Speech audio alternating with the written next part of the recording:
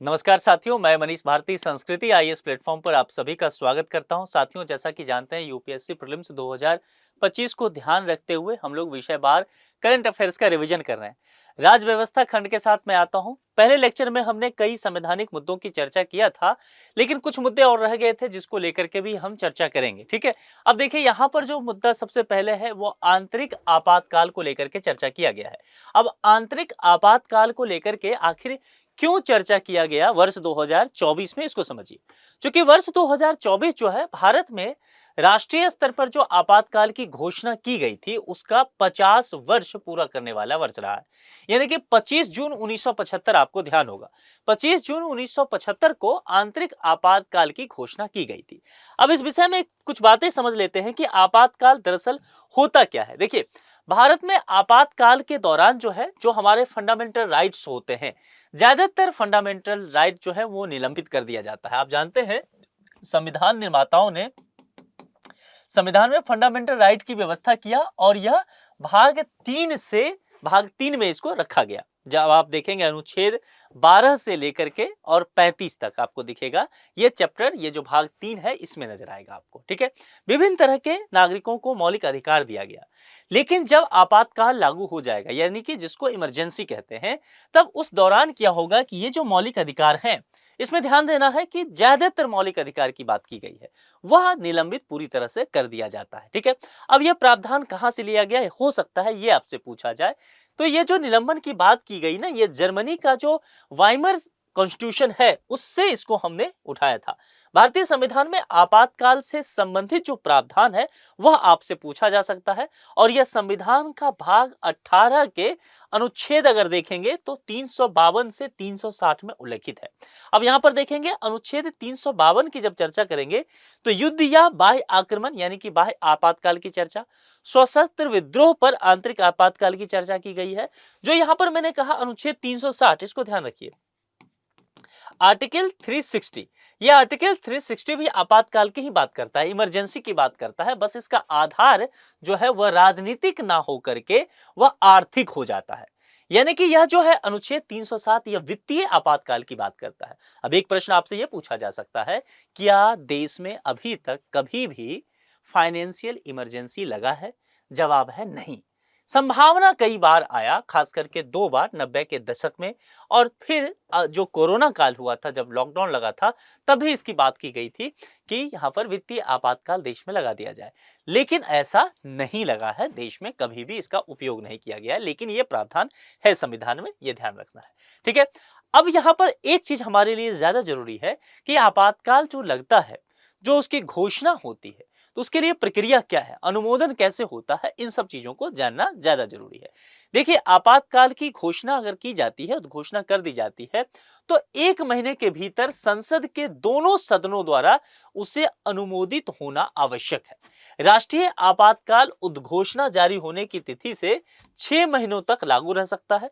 इसे संसद के दोनों सदनों द्वारा जो है पारित कर एक संकल्प के माध्यम से अगले 6 महीने के लिए और भी बढ़ाया जा सकता है। और इस प्रक्रिया के माध्यम से देखेंगे तो आपातकाल को अनिश्चित काल के लिए बढ़ाया जा सकता है ना, लगातार 6-6 महीना बढ़ाया जा सकता है। इस प्रावधान को 44वें संविधान संशोधन अधिनियम 1978 द्वारा संविधान में जोड़ा गया था।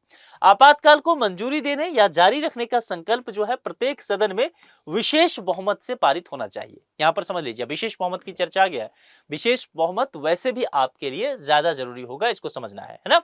जब आप संविधान संशोधन की चर्चा करते होंगे और आप आर्टिकल 368 को पढ़ते होंगे, तब भी आपने इन सब चीजों को पढ़ा होगा।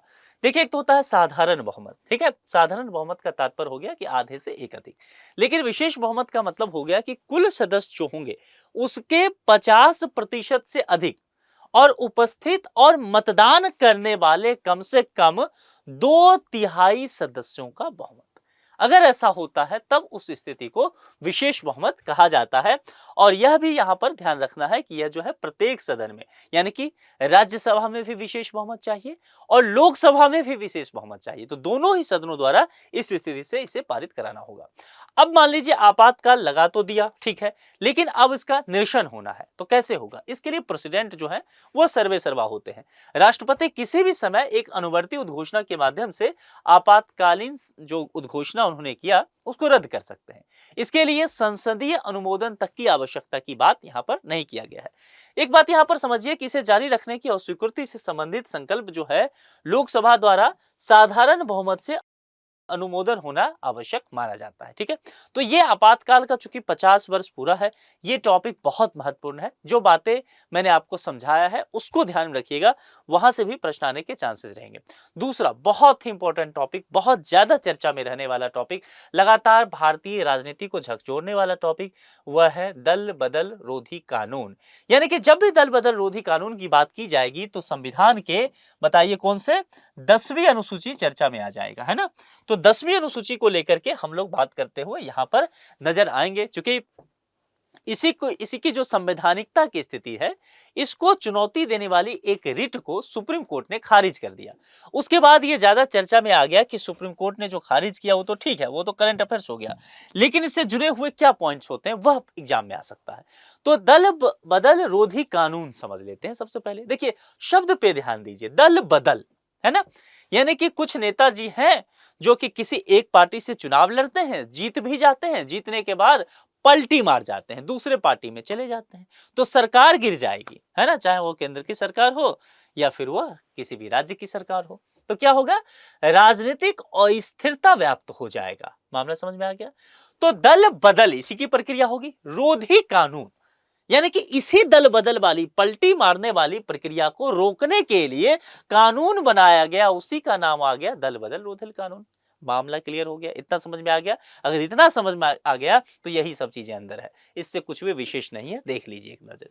दल बदल रोधी कानून में उन विधि निर्माताओं को अयोग्य ठहराने का प्रावधान किया गया है जो अपने राजनीतिक दल की टिकट पर निर्वाचित होने के बाद स्वेच्छा से अपने दल की सदस्यता छोड़ देते हैं। दल ने निकाल दिया तो अलग बात है, फिर वो अलग प्रक्रिया देखा जाएगा कि उनको उनकी सदस्यता जानी चाहिए नहीं जानी चाहिए, वो फिर अलग बात है। लेकिन स्वेच्छा से अगर छोड़ देते हैं, टिकट लेकर के जीत लिए फिर पलटी मार गए, स्वेच्छा से छोड़ दिए तब। अच्छा एक शब्द ध्यान दिया आपने, यहां लिखा हुआ है उन विधि निर्माताओं से। देखिए कितनी अच्छी बात यहां पर लिखी गई। यही कहते हैं यूपीएससी की तैयारी जो है ना वो अलग तरह का फीलिंग देता है। यहां शब्द पे ध्यान दीजिए, यूपीएससी की तैयारी शब्दों का खेल है। विधि निर्माता, अब समझिए विधि निर्माता मतलब चाहे वो मेंबर ऑफ पार्लियामेंट हो या फिर वो एमएलए हो, यही तो विधि का निर्माण करते हैं, चाहे वो विधानसभा में बैठ करके और एमपी होते हैं तो संसद में बैठ के। तो क्या करते हैं, कानून बनाते हैं, पॉलिसी मेकिंग करते हैं। तो इन्हें विधि निर्माता इन्हीं शब्द से सूचित किया गया है। बहुत अच्छा शब्द है, ये ध्यान रखिएगा। कभी मेंस वगैरह में लिखने का मन करे तो ऐसे शब्दों का इस्तेमाल कीजिए, मजा आ जाएगा कॉपी चेक करने वाले को। और यहां पर समझिए इसे 52वें संविधान संशोधन 1985 के माध्यम से 10वीं अनुसूची में शामिल कर दिया गया था। यह फैक्ट आपके लिए जरूरी है क्योंकि ये बार बार पूछता है। ठीक है, अब देखिए यहां पर दल बदल से जो उत्पन्न होने वाली अयोग्यता है, चूंकि यहां अयोग्यता के संबंध में बात की जाएगी, ठीक है, तो यहां पर जो निर्णय किया जाएगा, ये प्रश्न आता है कि फिर वो निर्णय किसके द्वारा किया जाएगा। तो जो भी सदन का पीठासीन अधिकारी होगा, ठीक है, जैसे कि मान लेते हैं लोकसभा के जो अध्यक्ष हैं, जैसे अभी ओम बिरला साहब हैं, तो फिर वही इसका जो है निर्णय करेंगे कि क्या सही है क्या गलत है। लेकिन अयोग्यता के कुछ आधार भी होंगे। अयोग्यता के क्या आधार होंगे उसको देख लेते हैं। अब देखिए अगर कोई सदस्य है और वह स्वेच्छा से अपने दल की सदस्यता छोड़ देता है, एक चीज मैंने कहा था कि अगर स्वेच्छा से छोड़ता है अपने मन से तो फिर उसकी सदस्यता जो है चली जाएगी। सदन में अपने राजनीतिक दल द्वारा जारी किसी निर्देश के विपरीत और दल की पूर्व अनुमति प्राप्त किए बिना मतदान करता है या मतदान से अनुपस्थित भी रहता है और इस तरह के कृत्य को उस दल द्वारा 15 दिनों के भीतर माफ नहीं किया जाता है, तब भी सदस्यता चली जाएगी। व्हिप जारी करना समझते हैं, जब भी किसी मुद्दे पर वोटिंग होता है तो विभिन्न पार्टियों के द्वारा व्हिप जारी कर दिया जाता है। वक्फ बोर्ड वाला डिबेट चल रहा था, वो ध्यान में होगा अभी, है ना। तो उसमें देखे होंगे जब वोटिंग की बात आया तो कहा गया भाई पार्टियों के द्वारा कि व्हिप जारी कर दिया गया, यानी कि सबको रहना अनिवार्य है, वोटिंग हो सकता है। ठीक है, तो अगर मान लीजिए उपस्थित नहीं रहते हैं या मतदान अपने टीम के ना द्वारा करके दूसरी पार्टी के लिए कर देते हैं तब भी होता है। मान लीजिए कर भी दिया लेकिन आपकी पार्टी ने आपको माफ कर दिया 15 दिन के भीतर, तब भी सदस्यता नहीं जाएगी। लेकिन पार्टी ने माफ नहीं किया, उल्टे शिकायत कर दिया, तब तो सदस्यता जाना तय है। यदि कोई निर्दलीय सदस्य, ये बहुत इंपॉर्टेंट है, ये तो हो गया कि मान लीजिए पार्टी के मेंबर हैं, लेकिन बहुत सारे ऐसे लोग भी तो होते हैं जो निर्दलीय सदस्य होते हैं। ठीक है, अब अगर मान लीजिए कि मैं एक कैंडिडेट हूं, मुझे किसी भी पार्टी ने टिकट नहीं दिया, तो मैंने क्या कर लिया कि मेरा यह संवैधानिक अधिकार है कि मैं चुनाव लड़ूंगा। तो मैं निर्दलीय किसी भी दल में ना जाते हुए मैंने इलेक्शन लड़ लिया। ठीक है, अब मैं चुनाव लड़ लिया और लोगों के बीच मेरी साख बेहतर था, है ना, लोग मुझे पसंद करते हैं, तो लोगों ने मुझे अपना जनप्रतिनिधि चुन लिया, मुझे चुनाव में जितवा दिया लोगों ने, मैं जीत भी गया। मैं मेंबर ऑफ पार्लियामेंट बन करके, एमपी बन के देश के लोकसभा में कहते हैं संसद में पहुंच गया। अब वहां जाने के बाद कुछ राजनीतिक दल से मेरी बातचीत शुरू हुई, तो मेरा मन कर रहा है कि मैं उस राजनीतिक दल में शामिल हो जाऊं। तब क्या हो जाएगा, तो मैं अयोग्य हो जाऊंगा। मैं निर्दलीय जीता था, तो अगर मैं किसी भी राजनीतिक दल में शामिल हो जाता हूं तो फिर मैं मेंबर ऑफ पार्लियामेंट ही नहीं रह जाऊंगा। तो आप व्यवहारिक तौर पर पॉलिटी पढ़ने का यही मतलब है कि देखिए कि क्या आसपास चल रहा है राजनीति में। आप देखते होंगे कि निर्दलीय सदस्य अगर निर्दलीय उम्मीदवार बनकर के आते हैं, किसी दल से नहीं आते हैं, तो भले ही किसी दल का वो समर्थन कर देते हो, सरकार बनाने में बाहर से समर्थन करते हो या सरकार में रह करके समर्थन कर दिए, सरकार में मिनिस्टर भी हैं, लेकिन फिर भी वह किसी दल से नहीं जाकर के जुड़ते हैं, वो निर्दलीय ही 5 साल तक रहते हैं, क्योंकि उन्हें यह दल बदल वाला कानून पता होता है कि अगर गलती से भी किसी दल में ज्वाइन किए तो हम जो है सदस्य ही नहीं रह जाएंगे। अच्छा, एक चीज और है, वह है मनोनीत सदस्य को लेकर के, यह भी इंपॉर्टेंट है, इसको देखिए। मनोनीत सदस्य के रूप में क्या होता है, आप जानते हैं कि बहुत सारे सदस्यों को, बहुत सारे लोगों को मनोनीत किया जाता है। वो कला के क्षेत्र से हो सकते हैं, विज्ञान के क्षेत्र से हो सकते हैं, सोशल वर्क के क्षेत्र से हो सकते हैं, जर्नलिज्म के फील्ड से आ सकते हैं, स्पोर्ट्स से आ सकते हैं, है ना, हेल्थ सेक्टर से आ सकते हैं, इंजीनियरिंग से आ सकते हैं, विभिन्न तरह की चीजें हैं। तो राष्ट्रपति या राज्यपाल जो है राज्यों में, तो मनोनीत करते हैं कुछ सदस्यों को। अब अगर ये सदस्य कोई पार्टी ज्वाइन कर ले, क्योंकि ये सदस्य किसी पार्टी से नहीं है ना, जैसे सचिन तेंदुलकर मनोनीत रहे, रेखा मनोनीत रहे, ध्यान रखिएगा। अब इनको जो है मन कर जाता सचिन तेंदुलकर का कि मैं किसी पार्टी को ज्वाइन कर लूं, फिर क्या होगा, तो देखिए कोई भी मनोनीत सदस्य हो, यदि सीट जो ग्रहण किया है, मनोनयन हो गया है, सीट ग्रहण किया है, उसकी तारीख से 6 महीने की समाप्ति के बाद, 6 महीना बीत चुका है और 6 महीना के बाद यदि किसी राजनीतिक दल में वो शामिल होते हैं तो वह सदस्य के रूप में अयोग्य घोषित हो जाएंगे, यानी कि वह मेंबर ऑफ पार्लियामेंट नहीं रह जाएंगे। मामला समझ में आ गया, 6 महीना के बाद। तो ये ध्यान रखना है आपको, ये टर्म एंड कंडीशन अयोग्यता को लेकर के काफी चर्चा में ये रहता है दल बदल, इसलिए लगातार मैं इसको आपको आराम से समझा रहा हूं, क्योंकि यहां से आ सकता है। अच्छा, एक बात आप करिए, आप कहेंगे कि सर आप ये सब बातें कह रहे हैं, पर तो मैंने बहुत व्यवहारिक तौर पर देखा है कि चुनाव के बाद जो है बहुत सारे लीडर जो है जीत भी गए हैं, दूसरे पार्टी में चले भी गए हैं, उसके बाद भी मस्त सदस्य बने हुए हैं, मंत्री बनकर के एंजॉय कर रहे हैं, ये कैसे हुआ। तो इसी के लिए हम जाएंगे दल बदल कानून कैसे लागू नहीं होता है, उसके रोकने की क्या प्रक्रिया है, उसके अपवाद क्या है, इसको भी समझने की कोशिश करेंगे, है ना। अब देखिए यहां पर किसी राजनीतिक दल को किसी अन्य दल में या उसके साथ विलय करने की अनुमति देता है, बशर्ते उसके कम से कम 2/3 विधायक, बस यही मामला है, 2/3 मेजोरिटी आपके पास आ जाना चाहिए। समझ में आ गया।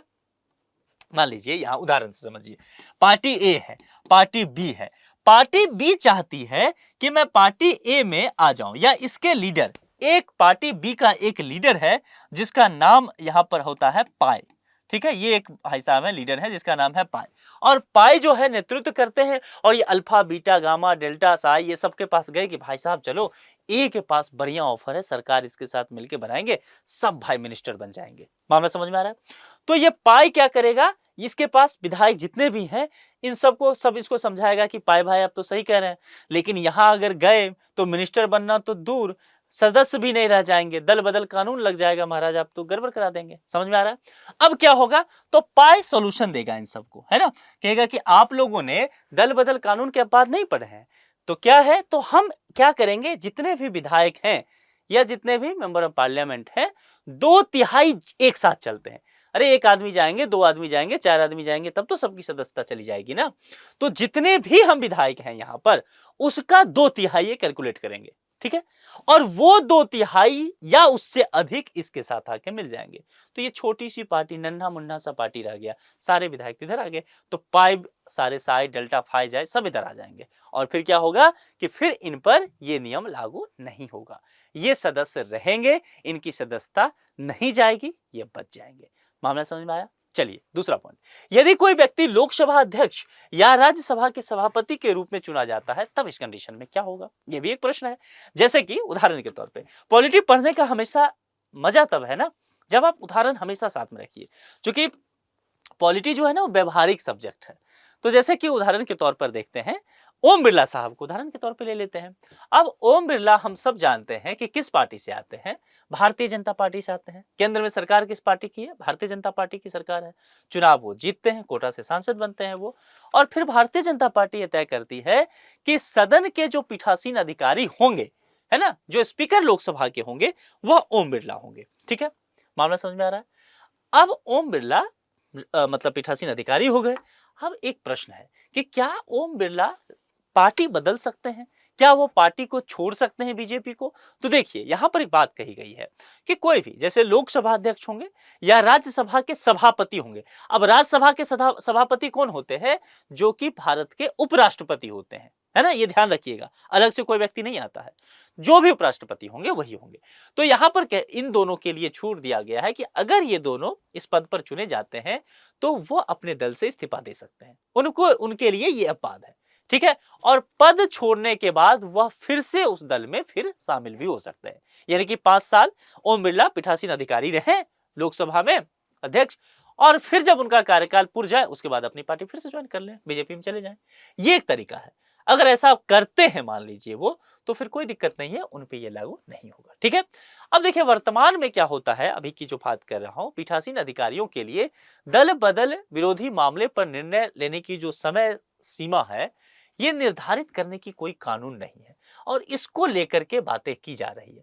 क्योंकि होता क्या है ना कि बहुत सारे इसमें पार्टीगत दलगत भावना देखने को मिलता है ना। अगर पीठासीन अधिकारी को लगता है या केंद्र के सत्ता में या जहां भी राज्यों में सत्ता में जो है, तो सत्ता पक्ष वाले सांसदों पर बहुत दिनों में निर्णय आता है, ठीक है, तब तक वो सत्ता भोग करते रहते हैं, और विपक्ष वाला रहता है तो 2 ही दिन में निकाल दिया जाता है कि भाई आपकी छुट्टी। ऐसा हो चुका है देश में, ऐसी घटनाएं कई सारे रहे हैं।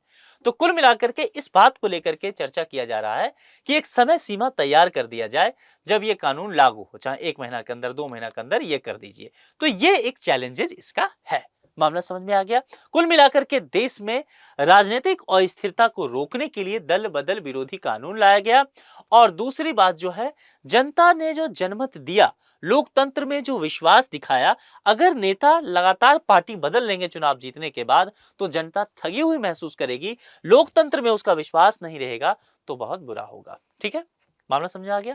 ये 2 टॉपिक बहुत इंपॉर्टेंट था। अब चलते हैं संसद के सचिवालय को लेकर के। आप कहेंगे संसद के सचिवालय भी बहुत इंपॉर्टेंट है, इस बार के प्रीलिम्स के लिए मैं कहूं तो बहुत ज्यादा इंपॉर्टेंट है।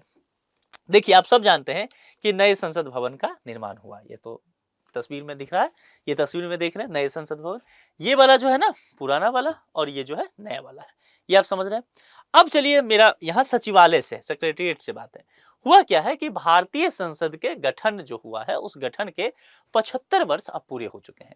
इस दौरान क्या है कि संसदीय सचिवालय दोनों सदनों की अगर बात करेंगे, चाहे वो राज्यसभा की बात करेंगे जो वरिष्ठों का सदन होता है, और निम्न सदन हो गया लोकसभा, तो दोनों की जो प्रक्रिया होगा, परंपरा होगा, विधायी ज्ञान होगा, ये सब का संरक्षक कौन है?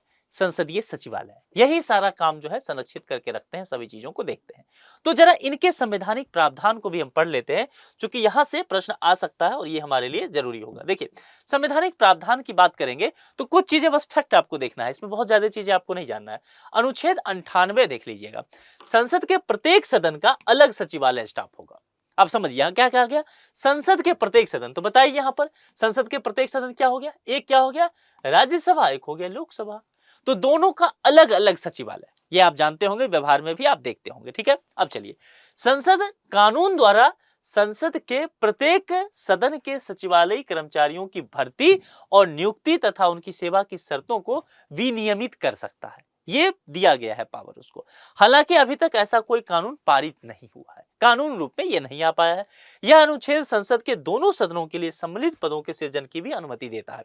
एक ही साथ अगर सरकार को कल मन करे कि सचिवालय को सम्मिलित करके काम कर ले तो यह उसकी अनुमति देता है।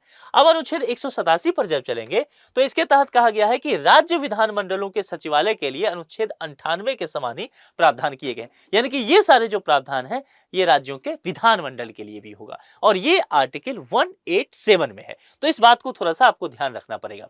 राज्यसभा और लोकसभा 1952 में अस्तित्व में आई थी, हम सब जानते हैं।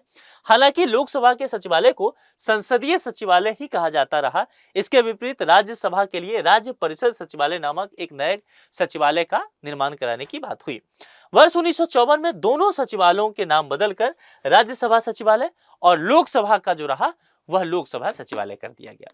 तो ये थोड़ा सा आसान हो गया और न्यायपूर्ण लगा। दोनों सदनों के सचिवालय को कार्यात्मक आधार पर 10 सेवाओं में वर्गीकृत कर दिया गया है। इन 10 सेवाओं में देखेंगे तो चाहे वो विधायी की बात देखेंगे, कार्यकारी बात भी देखेंगे, प्रशासनिक सेवाएं हो सकता है, तो ये सारी जो है जैसे रिपोर्टिंग की सेवाएं भी होता है जब प्रश्नकाल वगैरह चलता है ना पार्लियामेंट में, वो सब, तो ये सारी चीजों में इसे तब्दील कर दिया गया है। कुछ और बातें देख लीजिए। लोकसभा अध्यक्ष और राज्यसभा में अध्यक्ष नहीं होते हैं, सभापति होते हैं। तो सभापति अपने अपने सचिवालयों में क्या नए पद का सृजन कर सकते हैं? बिल्कुल, उनको ये छूट है ना, वो उस डिपार्टमेंट के हेड है तो वो उसका सृजन कर सकते हैं। हालांकि यह ध्यान रखिएगा, श्रेणी 1 और श्रेणी 2 के पदों के लिए केंद्रीय वित्त मंत्रालय के साथ पूर्व परामर्श करना अनिवार्य हो जाएगा। दोनों सदनों के महासचिव का पद जो है भारत सरकार के कैबिनेट सचिव के समकक्ष होता है, यानी कि कोई सीनियर मोस्ट आईएएस ऑफिसर जो होंगे वही यहां पर होंगे, ठीक है। और वरीयता की बात देखेंगे तो वरीयता सूची में निश्चित तौर पर कैबिनेट सचिव को 11वें स्थान पर रखा गया है। एक बहुत बड़ा पद है ये देश का, ठीक है। कोई भी आईएएस बनता है ना, अगर वो 20-21 साल में आईएएस बन जाता है तो कैबिनेट सचिव बनना चाहता है, उसके चांसेस बढ़ जाते हैं कैबिनेट सचिव बन करके। जब वो रिटायरमेंट के एज में जाएंगे, जब वो 58, 55, 56 साल के हो जाएंगे तब यहाँ पर चांसेस है, लेकिन इसके लिए शर्त है कि वो 21-22 साल में आईएएस ऑफिसर बन जाए, ठीक है। और थोड़ा सरकार के साथ भी तालमेल बेहतर रहे। जबकि लोकसभा राज्यसभा के महासचिवों को 23वें स्थान पर रखा जाता है। मामला समझ में आ गया। वरीयता क्रम का देख लिए, समकक्ष ही होते हैं, है ना, कैबिनेट सचिव के अकॉर्डिंग, लेकिन इनको 11वां, इनको 23वें नंबर पर रखा जाता है। इस बात को ध्यान में रखिएगा। सचिवालय के कार्य क्या होते हैं? देखिए सिंपल सी बात है, कामकाज के लिए अगर देखेंगे तो जो संसद के सदन होंगे ताकि प्रभावी कामकाज चल सके, इन सब चीजों को लेकर के सचिवालय दरअसल इन्हीं चीजों को देखता है। वेतन हो गया, भत्ता हो गया, इसके भुगतान करने की काम देखता है। ये देखिए, आप जानते हैं कि संसद में विभिन्न समितियां होती है, तो उन समितियों को जो सेवा या सर्विस देने की बात किया जाता है ये सचिवालय सेवा के द्वारा किया जाता है। महासचिव द्वारा अगर बात करेंगे तो पीठासीन अधिकारियों को सहायता और सलाह देना होता है बहुत सारे मुद्दों पर, जैसे संसदीय बहुत सारे कानून हैं, इन सब चीजों को लेकर के अब हमेशा पीठासीन अधिकारी रहेंगे, उनको जानकारी तो होता नहीं है।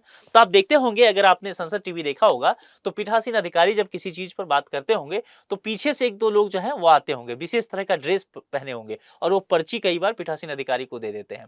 दरअसल वो सब जो होते हैं ये सचिवालय के ही अफसर होते हैं, इन्हीं की बात की जा रही है, ठीक है। वो सलाह मशविरा देते रहते हैं, बाद में भी देते हैं, अनुसंधान और संदर्भ सामग्री तैयार करते हैं, अलग अलग जो है डॉक्यूमेंट प्रकाशित करने का काम होता है। पूरी तरह से जो व्यवस्था की जाती है ना, जैसे कार्यवाही वगैरह चलता है, अभी जैसे पार्लियामेंट का सेशन चल रहा है, बजट सेशन, तो जितने भी कार्यवाही वगैरह चलेंगे पूरा स्टाफ होता है, वो सारी चीजें जो है रिकॉर्ड करके रखते हैं। ये मामला समझ में आ गया।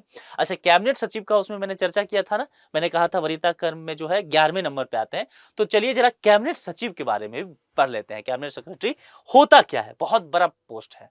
मैंने कहा था कि भाई 21, 22, 23 साल में आईएएस ऑफिसर बन जाएंगे, सरकार के साथ तालमेल थोड़ा बेहतर हो, तो अंत समय में जो है अपने सर्विस का आईएएस ऑफिसर चाहते हैं कि इस पद तक पहुंच जाए। ये यहाँ पर बात है। देखिए यहाँ पर क्या हुआ है कि केंद्रीय कैबिनेट की नियुक्ति समिति जो है, जिसको एसीसी कहते हैं, इसने नए कैबिनेट सचिव की नियुक्ति को मंजूरी दे दी है और इनका कार्यकाल जो है 30 अगस्त 2024 यानी कि पिछले साल से 2 वर्षों के लिए यहां से शुरू होगा। कैबिनेट सचिव के बारे में कुछ बातें समझ लीजिए। इनकी नियुक्ति जो है समिति द्वारा वरिष्ठता सह योग्यता के आधार पर की जाती है, यानी कि वरिष्ठ भी होने चाहिए और योग्य भी उस पद के लिए होने चाहिए। भारत सरकार कार्य का आवंटन नियम 1961 और भारत सरकार कार्य का संचालन नियम 1961 के प्रकाशन के लिए ये जो है जिम्मेदार होता है। मुख्य कार्य इनके क्या है? देखिए, इनके मुख्य कार्य की बात करेंगे ना, तो कोऑर्डिनेशन का काम करना, कैबिनेट सचिव हैं। तो जितने भी मंत्रालय होंगे, केंद्रीय मंत्रालय, केंद्र सरकार के मंत्रालय, उनके बीच ये कोऑर्डिनेशन का काम करेंगे। कई बार क्या होता है ना कि विभिन्न मंत्रालयों के बीच मतभेद हो जाता है। नितिन गडकरी को सुने कई बार, वो कहते रहते हैं कि भाई इन्वायरमेंट मिनिस्ट्री जो है काम सही से करके नहीं दिया, इसलिए हम हाईवे जल्दी से नहीं बना पाए। क्या हुआ, विभिन्न मंत्रालयों के बीच टकराव हो गया। तो कैबिनेट सचिव बहुत सीनियर आईएएस ऑफिसर होते हैं, वो इन चीजों को रोकते हैं, है ना। इसके अलावा सिविल सेवा जो बोर्ड होता है यानी कि सीएसबी, उसके ये पदेन सदस्य होते हैं। पदेन सदस्य कहने का, पदेन अध्यक्ष कह लीजिए, पदेन अध्यक्ष कहने का क्या तात्पर्य होता है कि जो भी व्यक्ति कैबिनेट सचिव बनेगा देश का, समझिए इस बात को आराम से, वह अपने आप ही सिविल सर्विस सेवा बोर्ड का अध्यक्ष भी हो जाएगा। जब तक वो उस पद पर रहेगा तब तक सीएसपी बोर्ड का चेयरमैन भी वो रहेगा, ठीक है। और कैबिनेट सचिव के पास जो है ना, केंद्र सरकार के विभागों का ऊपर कोई अधिकार नहीं होता है। और केंद्र सरकार के सचिवों में अगर देखेंगे कि सचिवों के बीच, चूंकि केंद्र सरकार में बहुत सारे सचिव होते हैं, बहुत सारे मंत्रालय, इनमें सबसे सर्वोच्च अधिकारी जो होते हैं यही होते हैं कैबिनेट सचिव, ठीक है। ये मामला समझ में आ गया। अब चलिए एक मुद्दा और देख लेते हैं। संसद में राष्ट्रपति के अभिभाषण पर जरा चर्चा कर लेते हैं। ये चर्चा में रहा है, राष्ट्रपति ने 18वीं लोकसभा के गठन के बाद संसद के दोनों सदनों की संयुक्त बैठक को संबोधित किया। ये एक परंपरा रहा है, चलता आया है। राष्ट्रपति के अभिभाषण के विषय में समझ लीजिए, कुछ फैक्ट है, बस उसको ध्यान रखिएगा। मेरा यहाँ आपको चाहत है कि आप कुछ फैक्ट को नजर रखिए, ऐसा ना हो जाए कि छूट जाए ये चीजें। संविधान के अनुच्छेद 86(1) को एक बार ध्यान रखिएगा, और इसके अनुसार कहा गया है कि राष्ट्रपति संसद के किसी एक सदन में, ध्यान दीजिए, संसद के किसी एक सदन में, यानी कि लोकसभा में या फिर राज्यसभा में, या दोनों सदनों की संयुक्त बैठक, लोकसभा राज्यसभा को एक साथ बैठा करके अभिभाषण कर देगा सकेगा। ये क्या कहता है, अनुच्छेद 86(1) कहता है, ठीक है। तो ये चीजें एक आपको ध्यान रखना है। और उसके अलावा अनुच्छेद 87 पर चलिए। संविधान के अनुच्छेद 87 में ऐसे दो अवसर की बात की गई है, दिए गए हैं, जब राष्ट्रपति संसद के दोनों सदनों की संयुक्त बैठक में विशेष अभिभाषण देता है। और ये दो अवसर कब है, एक तो जो अभी चर्चा में किया मैंने कि 18वीं लोकसभा खत्म हुआ उसके बाद, तो प्रत्येक जो आम चुनाव होगा उसके बाद जो पहला सत्र होगा उसके आरंभ में, है ना। तो ये एक हो गया कि भाई वहां पर जो है संयुक्त बैठक में विशेष अभिभाषण हो गया। और दूसरा, जो प्रत्येक वर्ष जो होगा उसके पहले सत्र के आरंभ में भी ये काम किया जाएगा। देखिए, मूल संविधान में अनुच्छेद 87(1) के तहत प्रत्येक सत्र के आरंभ में संसद के दोनों सदनों में राष्ट्रपति के अभिभाषण का प्रावधान था। प्रथम संविधान संशोधन अधिनियम 1951 के द्वारा इस प्रावधान में संशोधन कर दिया गया। तो ये पॉइंट थोड़ा सा आपको ध्यान रखना है, यानी कि 2-3 जो अनुच्छेद है, 86, 87, 87(1), ये ध्यान रखिएगा, इतना ही इसमें आवश्यक है, ज्यादा नहीं। ये है संसद के सदस्यों की शपथ की बात करते हैं। 2024 में आप जानते हैं कि 18वीं लोकसभा का चुनाव हुआ। 18वीं लोकसभा का चुनाव हुआ तो उसके बाद जो है नव निर्वाचित जो सांसद हैं, एमपी जो रहे, उनको शपथ दिलाया गया। उसके विषय में कुछ जो फैक्ट हैं ये जान लीजिए, क्योंकि यहां से प्रश्न बन सकते हैं। क्या है, संविधान का अनुच्छेद 99 संसद सदस्यों द्वारा शपथ या प्रतिज्ञान से संबंधित है। तो पहला फैक्ट आपके पास आर्टिकल 99 होना चाहिए, यह जरूरी है। इस अनुच्छेद के अनुसार प्रत्येक सदन का प्रत्येक सदस्य अपना स्थान ग्रहण करने से पहले राष्ट्रपति या उसके द्वारा उस उद्देश्य को पूरा करने के लिए जो व्यक्ति दिया जाएगा उसके समक्ष शपथ लेना पड़ेगा। ध्यान से समझ लीजिए क्या है। यहां पर कहा गया कि प्रत्येक सदन यानी कि लोकसभा, राज्यसभा कहा गया का प्रत्येक सदस्य जो भी एमपीज बनेंगे उनके लिए राष्ट्रपति के सामने या फिर उनके द्वारा जो नियुक्त होगा उस उद्देश्य को पूरा करने के लिए, यानी कि शपथ दिलवाने के लिए उसके समक्ष। शपथ के प्रारूप संविधान की 3री अनुसूची में की गई है ना। संविधान के 3री अनुसूची में दिया गया है, तो ये ध्यान रखना है। यदि कोई सदस्य शपथ लिए बिना सदन में अपना स्थान ग्रहण करता है तो उसके लिए अनुच्छेद 104 में दंड की भी व्यवस्था की गई है, तो ये ध्यान रखना है। इस नियम का बाद यह है कि कोई व्यक्ति संसद के लिए चुने बिना भी मंत्री बन सकता है। हालांकि ये चीज तो है, आप जानते हैं, लेकिन यह भी आप जानते हैं कि 6 महीनों के भीतर जो है उसे संसद का सदस्य बनना पड़ेगा। उदाहरण के तौर पर बताऊं, स्मृति ईरानी 2014 का देखिएगा आप पलट करके, आपको याद हो तो, उस बार इलेक्शन वो हार गई थी, अमेठी से चुनाव हार गई थी। फिर भी आप देखेंगे कि वो मिनिस्टर बनती है, एचआरडी मिनिस्टर बनती है। उस वक्त मानव संसाधन विकास मंत्रालय हुआ करता था, अब शिक्षा मंत्रालय है। तो मिनिस्टर बनती है तो वो मेंबर नहीं थी। उसके 6 महीने के भीतर फिर से जो है चुनाव हुआ और वो मेंबर बन के आई। एस जयशंकर दूसरे कार्यकाल में, मोदी जी के दूसरे कार्यकाल में आपको ध्यान होगा, एस जयशंकर जो है विदेश मंत्री बन के आए, ठीक है। और उस वक्त वो भारत के विदेश सचिव हुआ करते थे, तो वह भी चुनाव नहीं लड़े थे, अचानक से विदेश मंत्री बने, ठीक है। 6 महीने के भीतर वो भी आ गए। या तो आप लोकसभा से आ जाइए या फिर राज्यसभा से आ जाइए, मतलब कैसे भी आपको मेंबर उसमें बनना पड़ेगा संसद का। देखिए, अब शपथ की यहाँ भाषा की बात की गई है, तो देखिए शपथ जो है अंग्रेजी में ले सकते हैं, या 8वीं अनुसूची में आप जानते हैं कि 22 भाषाओं की चर्चा की गई है, ठीक है। 8वीं अनुसूची, ये ध्यान रखना है, उसमें जो भी 22 भाषाएं हैं उसमें से आप किसी भी भाषा में जाकर के शपथ ले सकते हैं, इसकी व्यवस्था वहां की गई है। तो ये सारे कुछ ऐसे टॉपिक रहे जो इंपॉर्टेंट पॉलिटी का है। आगे इसको और हम कंटिन्यू करते चलेंगे, लगातार आगे का जो भी टॉपिक होगा लाते रहेंगे। इसको सही से नोट करते चलिए, अच्छे से नोट बनाइए, A4 साइज में प्रिपेयर कर लीजिए, थोड़ा बहुत रिवीजन करते चलिए। जो इंपॉर्टेंट पॉइंट होता है वो मैं बता दिया करता हूं, उस पर थोड़ा ज्यादा गौर कीजिए। ध्यान रखिए कि इससे बाहर नहीं आएगा। पॉलिटी में आप देखेंगे प्रीलिम्स में 15 से 20 प्रश्न आ जाता है, तो अपने आप में बहुत ही निर्णायक होता है। और पॉलिटी एक ऐसा सब्जेक्ट है जहां पर आपको कंफ्यूजन होगा ज्यादा, आपको लगेगा सारे प्रश्न आ रहे हैं, लेकिन आप गलती भी वही करेंगे। इसलिए थोड़ी सावधानी से और कम मेहनत करके यहाँ ज्यादा मार्क्स ला सकते हैं, तो अपनी सफलता को सुनिश्चित कर सकते हैं। इसलिए थोड़ा सीरियस होकर पॉलिटी को पढ़िए, ठीक है। आज के लेक्चर में इतना ही। अपना बेहद ख्याल रखिए। बहुत बहुत शुक्रिया। Thank you so much.